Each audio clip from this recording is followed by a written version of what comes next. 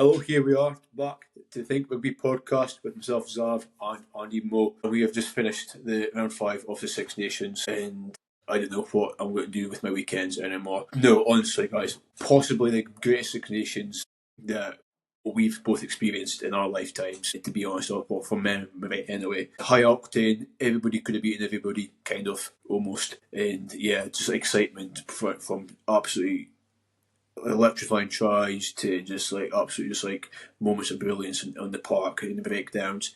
Everything went on, especially Saturday, on Super Saturday. Well, Andy, where do we start? How are you feeling after the weekend? Are you feeling are you deflated, or are you still excited from it, or what's the crack?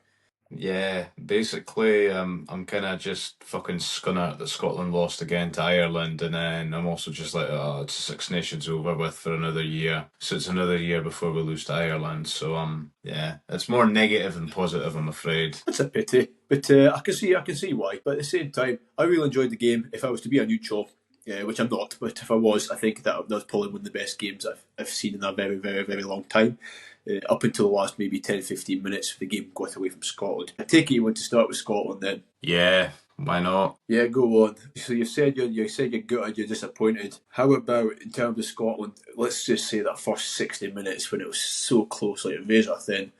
I can't lie. I had lots of belief. I think Scotland were playing extremely well, and they were up against clearly an Ireland side who were probably playing their best game ever be that whole tournament. In my opinion, they've just went strength to strength ever since kind of losing to France, just progressively going better each game. I don't even think it was a blip last week. They still beat Wales comfortably enough, but when they absolutely dismantled England, they beat Scotland by 20 points or however points it was. But I think that's a bit of a disservice to Scotland's performance overall. It didn't really reflect the scoreline, or the Scotland's performance didn't really reflect that scoreline being about, what was it, 21-43 or full-time score there. So I feel a bit bad in a way because I'm like, well, I honestly thought it was a lot closer than that, what the score suggests. But at the same time, Ireland, that last 15-20 minutes, they just kicked up on another gear. And I didn't really see it coming. I thought Ireland possibly slowed down, just like Scotland possibly slowed down. It was difficult to take and difficult to kind of see Ireland just going from strength to strength as the game went on. It got more difficult for the Scots. No, 100%. I would go as far to say that I think it has been Ireland's best performance that they have produced, arguably since the 2023 World Cup. I struggle to think of a better performance that they've produced. Scotland, as you say, they were equally, like, a lot has been said about Townsend and the level of performance and everything from Scotland. Scotland were bloody good for that first hour. They just were not good enough. I rewatched a bit of the game and I thought, yeah, the Ireland were dominating the breakdown and the scrums, and not just dominating the breakdown, but the speed of the breakdown. 3.5 seconds a ruck. It's I don't. Nobody can live at that quality. Nobody can live at that. It wasn't even the start though. It was the speed. It was the speed of ruck, but also they were all ready and set for that. So the obviously like I say, speed of ruck's one thing, but the structure was there throughout, and they never once missed a beat with that structure. They always had the options there available, and they seemed to kind of pick the right option at the right time every single time. It was tough. In contrast, they managed to slow down Scotland's breakdown very effectively, which was really annoying because again Scotland thrive off quick ball as well. But there was a noticeable difference with the speed of rucks. Maybe I don't know how fast Scotland's rucks were. Maybe 5 seconds for possibly, but it definitely was a noticeable difference. So even then, it just makes a big difference in the grand scheme of things. But yeah, that's one thing. I'm quite relatively happy with the lineouts. I mean, George Turner was 30 out of 30 with the lineouts before he got injured, I'm pretty sure, for the whole tournament, which is pretty good. In Ireland, I said in the preview before, I just did last week, about how I was kind of worried about the second row department of the line-up specialist, Tide Byrne, which I still was worried about him during the game because he, well, not just during the line-ups, everything else that he did seemed to turn to gold. But Tide Byrne, Van der Fleer, even McCarthy in the line-out, and we seemed to do okay with it. It was more mauls and stuff we got tied up with, which was really frustrating because it's kind of like, it should be your bread and butter once you've secured the ball, get the ball to the back of the maul as quick as you can. And Ireland just seemed to manage to kind of peel through legally you can nullify or mauls, which is a shame because it could be a super weapon. It's a hard one to kind of pinpoint exactly where it went wrong. And for me, as you said, it was probably Ireland's best performance since the 2023 World Cup, and I struggle to think of a performance which has been better, to be honest. So I kind of agree with you on that. Yeah, and I alluded to it when we was chatting off camera. A kind of thing I have noticed through all of the games for the Six Nations this season is typically whoever has the better start to the game, in the first 20 or so minutes, they usually go on to go and win the game. Scotland, Yeah. Wales being the notable exception, but the vast majority of the time, yeah, usually whoever builds up a bit of a good lead, a couple of tries and a penalty, yeah, you have to majorly capitulate before you're giving that lead away. And that's exactly what Ireland did to Scotland at the weekend. I think it was like a half an hour in and it was 19 Ireland, so what else do you expect? Ireland, they've been unbeaten at home since going at half time as the winning team in about 30 matches or something. So as soon as Scotland went in at half time losing, knowing that fact, I was like, there's got to be something big. It was tricky because, like I say, 19-7 at half time, that's a fair gap or a scoreline. Even if Scotland got a 3-pointer before half time, it would have just been a little bit more kind of reinsurance, so they could have just changed the dynamic of the game. But I think the bench was huge. Ireland's bench coming on, they seemed to again kind of elevate and rise. And when you've got that luxury, I mean, it helps a lot as shown having like Timoney coming on. Who Timoney is probably just at the moment on par with Van der Fleer. It's probably a toss of the coin who you start. Either Timoney or Van der Fleer, both are absolutely just like specialists. The whole Ireland back row. But yeah, I credit to Ireland honestly. It seems like they've managed to settle with Cowley at 10. It's working quite well. I mean, Bundyaki's going to have to work his socks off to get into the team because McCloskey, I'm going to say it now, I think McCloskey probably should get player of the tournament based off his whole all-round tournament, every single game. He's probably been the most consistent and kept that high level for every single game. At inside centre as well, in that kind of team, it's a really hard position to play, and he's absolutely outshone every single player he's came up against. Noticeably at the weekend, you think he definitely got the upper hand of Tuipulotu in a few of the exchanges, which made a big difference because Tuipulotu is usually a guy for a lot of go forward or killing that momentum from another team. But he struggled. But McCloskey, big 6'4", with a point to prove. Centre with a point to prove. He's always been second fiddle to Bundyaki, but he's shown now why he probably shouldn't be starting for Ireland moving forward. I would be shocked. I'd be shocked if he doesn't moving forward and going into this World Cup here next year. No, fair play to McCloskey. There was loads of other players. Gibson Park, a stormer for a tournament. Like I said, Tide Byrne, Conan, Doris. They all just kept that world class kind of stature and this world class form throughout the whole tournament. In terms of fantasy, they were always the kind of players in my fantasy team, and it worked a treat. So, I've now won the fantasy league that I was part of.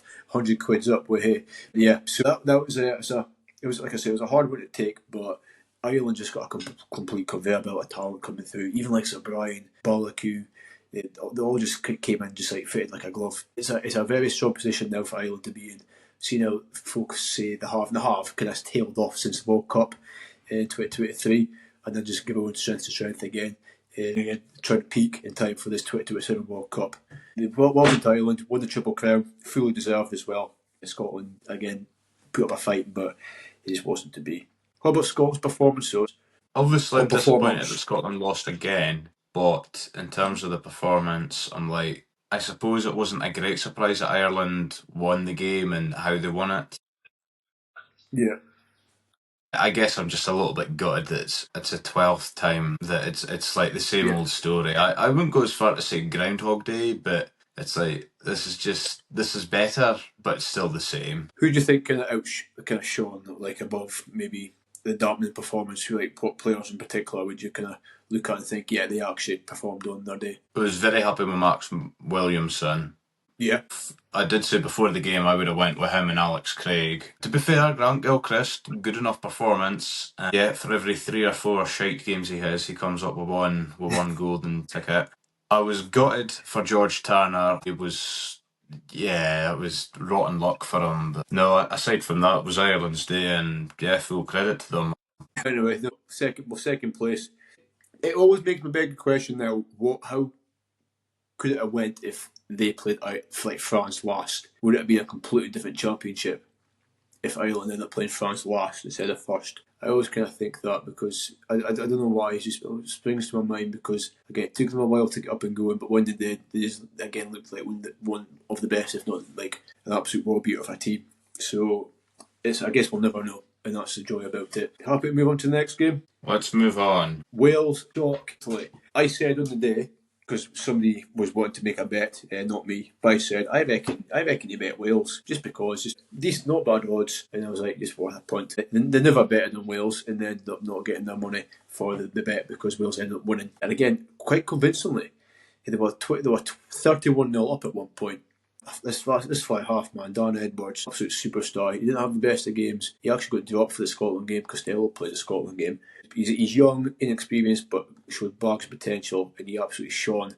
Game management wise against Italy, he really shone and kind of kicked on there. Really impressed with his performance. It's probably a 8.5 to 9 out of 10 performance on this day. The whole back row for Wales, Alex Mann, Botham, who's in my fantasy team, Wainwright with 2 tries. They just looked like they were, again, like slowly building. I did say that Wales have been like pretty naff, but they're slowly building, getting better every single game. But I still didn't expect them to go and do that number on Italy. Maybe again, home crowd, a big home crowd. This would be the game that probably really focused on being the last game and the home game, along with the Scotland game, which they nearly won as well. But yeah, honestly, like if you look at the Italian team, like we say, this Italian team are looking for, for 3 wins in a row for the first time in ever, and I mean they couldn't even come close to it on Saturday. I was quite happy with Zamet as well. I think Zamet managed to kind of get back up to the levels that we know he can play at. Josh Adams, the veteran himself, again had a pretty good game. Ellis Mee, I was really impressed with, especially in defence.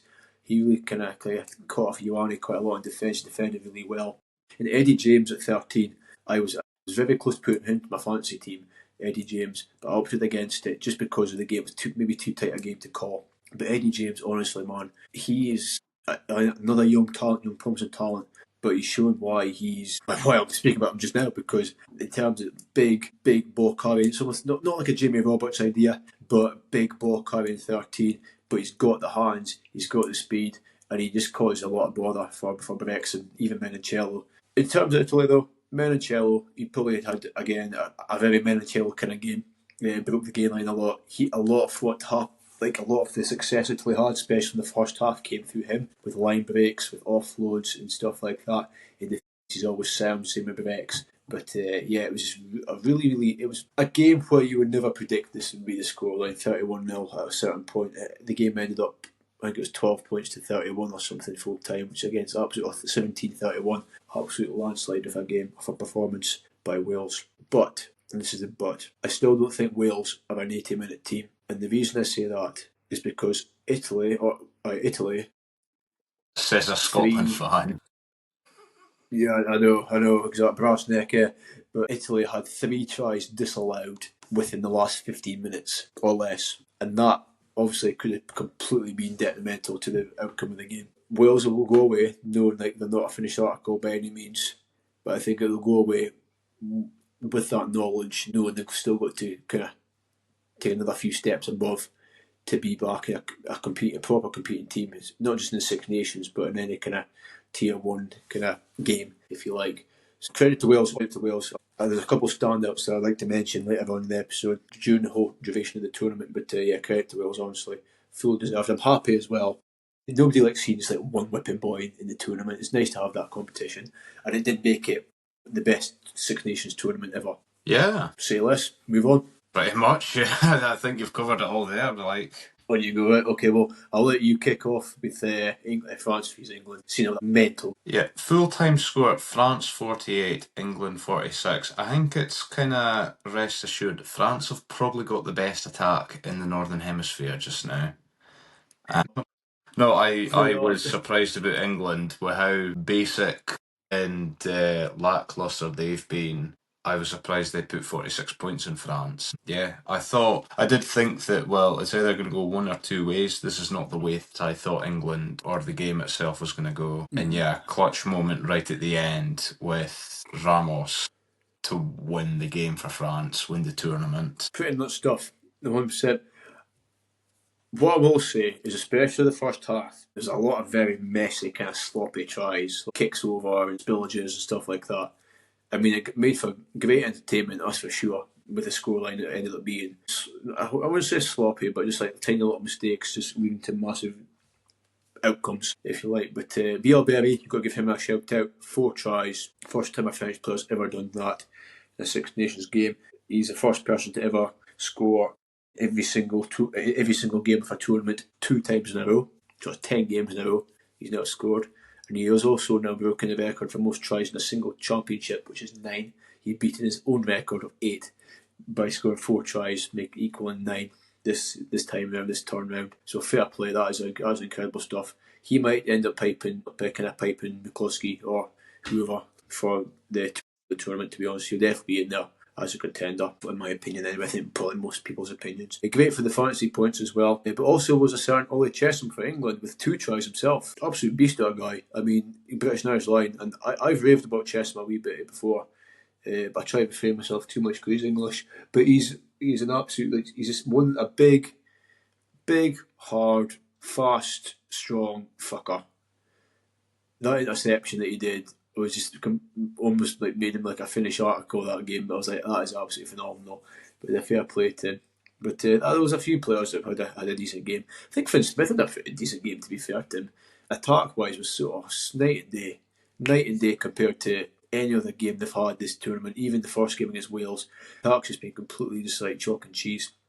Whether it's because of different changes, having Atkinson at 12, who did alright. Freeman played a lot better at 13 this week. Roebuck and Morley on the wings. Elliot Daly at 15, which I was surprised about. But yeah, so there's a few changes there. Maybe France hadn't proper prepared for that, all of the changes. Although I do think England's game plan relatively stayed the same. Maybe a few tweaks in that here and there. Maybe the conditions suited the game plan a lot better. Maybe the players suited the game plan a lot better. But like I said, there was still maybe not the finish article there in that game for England. Well, clearly not, because they conceded like 48 points and also lost the game. But they were definitely more dominant at times. Like any good champion winning team, you find a way. You face adversity and you find a way, which France did. Through the boot of Ramos, they were patient. They didn't even look panicky. They just was very patient about it and just tried to force that penalty. Got the penalty, 45, 50 metres out, slot, bam, Ramos ain't missing from there, which is crazy to say, seeing given the kind of the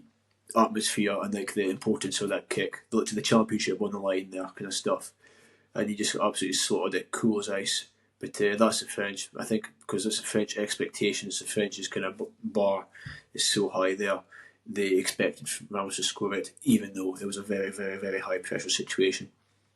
No, I completely agree. If you're to pick any player, like if your life was on the line, there's no doubt about it. Thomas Ramos is by far, and I would say you could measure it by quite a distance, the best goal kicker in the world. That's not even up for debate. No, absolutely not. France win the tournament. Yeah, they were pretty much the favourites to do it, and they've went out and won it. I don't think the manner in which the last 2 rounds have went was what anybody thought was going to happen. Yeah, I said it earlier. I think the best attack out of all the teams this year has been France. And before we go on to the team of the tournament, put a few like awards for all the individual players and nations. Okay. So, best attack France? Yeah, yes. They don't have the best attacking shape, but they've got the best attack, yeah. Best defence? Italy. Italy, okay. That was not what I thought. I do see your point, but I was going to go with Ireland. They were going to be my first choice, but I just kind of thought which team's been spunked like the least. I was like, Italy, really. Even though it Wales to put 31 past them, before then it was France with like 33. Yeah, I don't know. Maybe Ireland, actually. Possibly Ireland. Scotland didn't put too many past them. Wales was okay. Didn't really. France did. No, but I'm going to stick to my guns to say Italy. Yeah. Fair enough. Best coach? I think we may disagree on this one. Right. Okay. You're going to laugh, possibly. Steve Tandy. Okay, I think you've gaslit me there. I thought you were going to say fucking Gregor Townsend. And then when I heard Steve, I thought fucking Steve Borthwick. Really? No. I think I'll explain myself. In terms of what he's managed to get out of the players and the time that he's had with them, I think he's done exceptionally well. You know what? You've made me sick, and yeah, I think I'll agree with you. I had Andy Farrell down just because he was like the best established coach. Bit of a rough patch, but I would say you would like to think, going to get Ireland back up to where kind of higher, because although they have won 4 games out of 5 in this tournament, the performances haven't been at the same level as what we've seen before. But equally, with what you've said about Steve Tandy, it's very difficult to argue with that. You've got to remember with Farrell as well, he had a chance to change Prendergast after the France game, and he never, and he got another scare against Italy the week after, and then he took him out. Yeah, but well, So all I'm going to say is all I'm going to say is just that yeah, you were also a big fan of Prendergast. I was, but in terms of selection, you had to get him out a lot earlier than they did. I think Farrell's just been stubborn there instead of actually using his coaching brain, and that's why I'll go over to Steve Tandy. I think selection, man management, game tactics. I think again they've just went strength to strength. They could have won 2 games, if not. Well, I wouldn't say maybe 3. They probably should have won the Scotland game, and then they were always knocking the door of the Ireland game as well. And then if they were to play England now, you'd probably think, oh shit. They wouldn't win them all. They wouldn't win them all, but they'd definitely win maybe an extra 1. But anyway, that's my choice anyway. Fair enough. Worst coach? Well, it's going to have to be Borthwick, isn't it? Yeah, it is Borthwick. Yeah, that's what I thought. He's not got a plan B by the looks of it, really. And yeah, the RFU have pretty much come out and been like, yeah, he's going to be there until the World Cup, and then bye bye. It's England are in, I would say, exactly the same place now as what they were 4 years ago. Yeah. Most improved side. It's either Italy or Wales. What about Scotland? We had something to play for in the last week, and we also won 3 games on the bounce for the first time ever. See if we won the 4th and won the Triple Crown and all those different records. Yeah, I'd be back in your corner there. We're probably the 3rd most improved side, behind Italy and Wales. For the record, I've not put down Scotland. I'm just putting it out there. You know. I know you're trying to bait me into saying, but no, I'm going to say. I agree with you. Yeah, definitely. Is that them? Okay, and finally, the player of the tournament. I'll give a little bit, since, you know, even though it's my own awards that I've come up with and I'm giving them to you, I'm going to give my own wee spiel on this. I think, go on. Out of the 4 nominees, you're looking at BLBRA, McCloskey, Stain, and probably Byrne. That's kind of who my 4 would have been. I have picked one, but before I reveal, build the suspense, who is your 4 that you've thought? I've got BLBRA, because you can't not. McCloskey, Menoncello, a bit of an unpopular maybe, but I've got Jack Conan, maybe a bit unpopular. I went Jack Conan. I would say that's fair enough. Same with Menoncello. The entry, the barrier to entry is so high this year. You honestly could probably name like at least 15 players that could potentially win player of the tournament or be in the shortlist. You see, that's why no, on you go. Sorry. That's because the quality's been so high. Yeah, well, you were saying no, it's a shite joke on this. Yeah, I went with Louis BLBRA because just numbers. 4 tries in 1 game. That's scandalous. That's how good that is. I'm going to say McCloskey, but I also think he might get he don't really get a breakthrough player, but no, I'm going to say McCloskey for player of the year. Tournaments, yeah, there we go. But again, I've got no objections to BLBRA. Fair enough. Any other notable mentions before we move on to team of the tournament? I mean, you can never ignore Ramos, to be honest. He's so consistent stealth. Gibson Park, I think, was probably the best scrum half of the tournament, better than Dupont. Dupont had a couple of wobbly kind of moments. Ferrari in the tight head, I think he had. Or, how could you forget, the prop come winger, Rhys Carey. Absolute unit for a guy. And he generally, not just his tries, he's actually walk about the park, his tackles, his turnovers, a lot. He was solid, dominant hits. But like I say, there's a whole list of guys I could list off, and I could be here for ages talking about it. But yeah, so that's a few other boys I would mention. But if you want to move on to our team of the tournament, then I'm more happy to. We have not discussed this in person, So it'll be really interesting to see what I went with. Yes, let's move on. So front row, who have you went with? Loosehead, Reece Carvey, hooker, Dewey Lake, and tight head, Ferrari. Okay, I went with the same props, but I went with Marchant from France.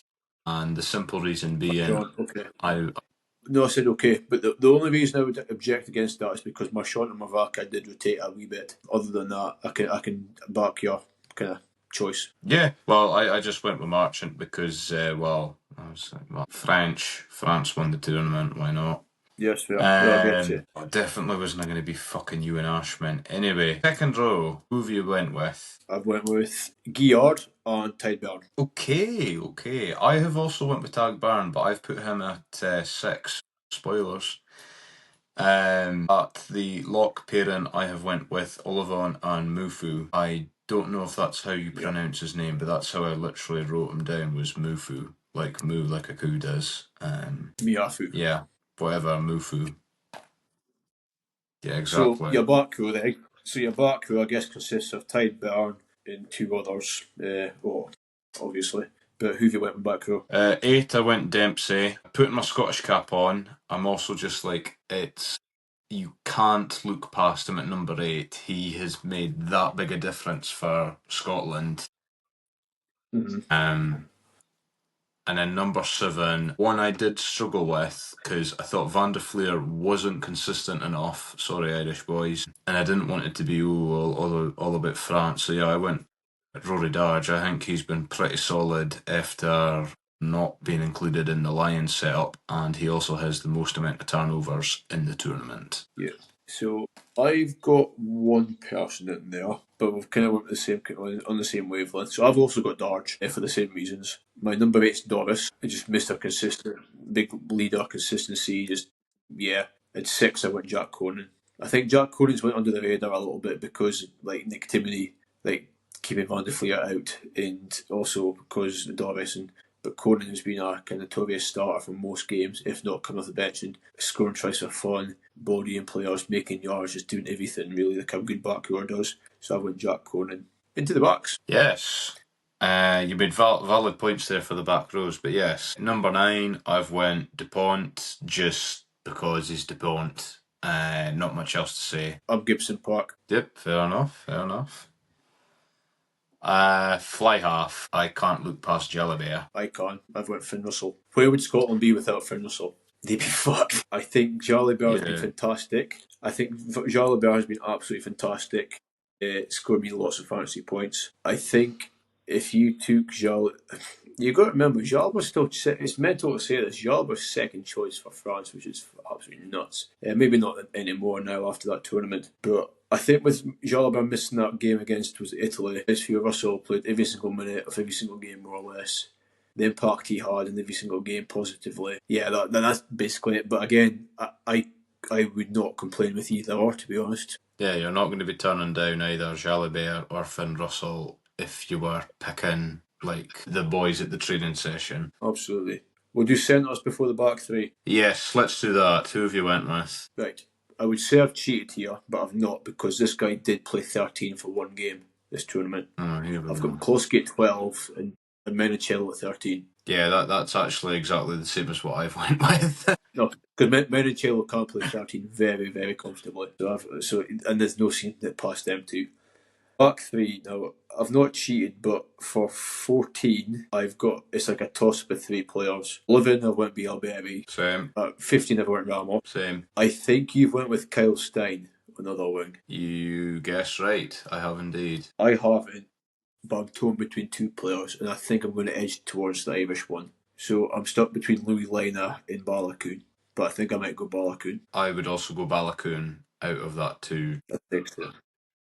Lina hasn't had as much of an impact on games this year as what he has done in previous years. I think he's also he's finished off he's finished off like good try as opposed to like created them or like Balogun has. So basically, he's a shite Van der Merwe. I don't know if you can say anything was a shit Van der Merwe just now. Seeing the quality that he's been playing at. I'm gonna go Balogun then. Balogun because he's actually like he's made tries out of nothing. He is unreal, especially that game against Scotland just the weekend. Superb. But again, Kyle Stein within your rights to give Kyle Stein the nod. That means I've went with 2 Welsh, 2 Scottish, 2 Italian, 5 Irish, and 3 French, and 0 English. I don't expect you to count up, but if you want to, you can. But that's what I've went with. Yeah, you would be correct. I can't be arsed to talk about counting up the tape. No, I was going to say Balogun has been solid. 4 out of the 5 games. The only game he was off was I think it was the Wales game he was off. But aside from that, definitely, I think he's one for the future. I think it's going to be very difficult for Ireland to look past him from here on out. Well, him and O'Brien, to be honest, because they were both this whole tournament. They've been just absolutely superb. Like they took Stockdale out because he wasn't doing too great, and since then they've not looked back, to be honest. But yeah, like it's exciting times for Irish rugby with these new guys. Well, not these guys coming back into the fold. Klosky, Balogun, O'Brien get more for a game and everything. So yeah, it's really exciting times for Ireland. I also think if Ireland played France now, Ireland would do a good number in France. That's just my general thoughts, just based off the last couple of games and the kind of momentum swinging and stuff like that. But that's not how it works, I'm afraid. So never mind. Congratulations to France for winning the whole tournament. Yeah, so I think that's all what we've got time for tonight. So I hopefully enjoyed the Six Nations because I know I did. I know Andy did as well. Yeah. Well, I guess we just wait till next year. But if you don't want to wait till next year, make sure you follow us for all the other rugby content for the rest of the season at the Think Rugby podcast on YouTube. Follow Andy Moore and myself on X as well for notifications for uploads. And Andy likes to give his tuppence worth on the games, on opinions, on general rugby chat as well. So stay tuned for all that kind of fun, exciting stuff. But subscribe, leave a comment, everything. We've really enjoyed the Six Nations, so hopefully we managed to gain a bit more kind of a follow base from the Six Nations. I can't wait for the rest of the tournament. It'll be more like kind of Champions Cup kind of stuff, what we'll speak about now, the kind of crunch end of the season. So more and more exciting stuff coming, so don't go anywhere. Put the notification button on as well so you don't miss an episode every single week, generally every Tuesday. Sometimes get a little extra as well. Okay, that's all from me. Thank you very much, Andy. Hopefully you enjoyed the Six Nations as much as I did. Unfortunately, you won't enjoy the £100 which I actually won. So I can't wait to indulge in whatever I would indulge with that. Probably lots of Guinness. Lovely. You've bittered this podcast, Xav. Bye bye. Bye.